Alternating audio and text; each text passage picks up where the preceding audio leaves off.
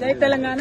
ఇవాళ వరంగల్లో యావత్ తెలంగాణలో అత్యంత ప్రసిద్ధమైనటువంటి భద్రకాళి అమ్మవారి దర్శనం చేసుకోవడం జరిగింది. చాలా సంతోషంగా ఉంది. అమ్మవారిని దర్శనం చేసుకోవడం అంటే అది మనం అనుకుంటే జరగదు, ఆమె అనుకుంటేనే జరుగుతుందని చెప్పి అందరం కూడా నమ్ముతాం. మరి అటువంటి దర్శనం నేను, నాతో పాటు మహిళా నాయకులందరూ కూడా రాష్ట్ర వ్యాప్తంగా ఉన్నటువంటి వాళ్ళందరూ కూడా వచ్చినారు.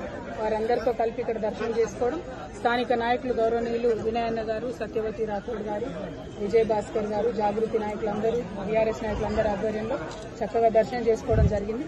ఇవాళ 27వ తారీఖు నాడు వరంగల్లో జరగబోతున్నటువంటి తెలంగాణ కుంభమేళాగా చెప్పేటటువంటి ఫ్యూచర్ లో నిలిచిపోయేటటువంటి మన బీఆర్ఎస్ పార్టీ 25 సంవత్సరాల రజతోత్సవం ఏదైతే ఉన్నదో మరి దానికి సంబంధించి మహిళలకు సంబంధించిన ఏర్పాట్లు ఏ విధంగా ఉన్నాయి, మహిళా గ్యాలరీలు, ఈ మీటింగ్ కి వేలాదిగా తరలి వచ్చేటటువంటి మా మహిళా నాయకురాళ్లకు సంబంధించినటువంటి ఏర్పాట్లన్నీ కూడా చూసుకోవడానికి ఇక్కడికి రావడం జరిగింది. మరి ఆ ఏర్పాట్లన్నీ కూడా ఇప్పుడు కొద్దిసేపు అయినాక నేను, మా జిల్లా అధ్యక్షులు గౌరవనీయులు వినయ్ భాస్కర్ గారు అందరం కూడా వెళ్లి చూసుకొని రావడం జరుగుతుంది.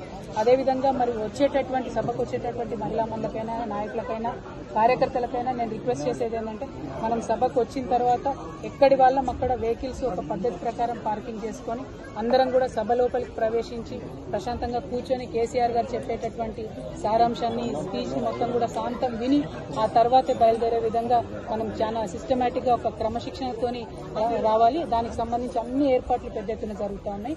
Thank you. జై తెలంగాణ.